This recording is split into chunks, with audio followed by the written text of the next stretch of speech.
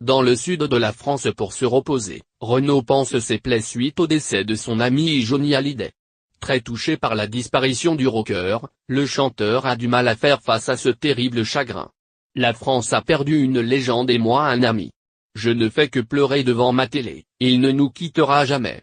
Il était la star de la chanson, du rock et du cinéma.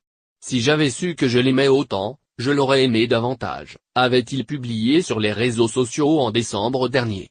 Si Renaud tente de se remettre peu à peu de cette perte, il profite pleinement de son repos bien mérité. Alors que la tournée Phoenix Tour a été une véritable réussite malgré l'état de fatigue du chanteur, Renaud a assuré près de 140 dates pendant près d'un an. Son album Toujours debout a été un carton dans les bacs. Mais cette réussite n'a tenu qu'à un fil pendant toute cette année sur les routes. Dans un entretien accordé à nos confrères de Midi Libre, le frère jumeau du chanteur s'est confié sur les coulisses du show. L'ambiance était très calme. Il faut dire qu'on avait interdit tout alcool. Tout le monde protégeait Renaud, l'entourait. Il fallait qu'il tienne.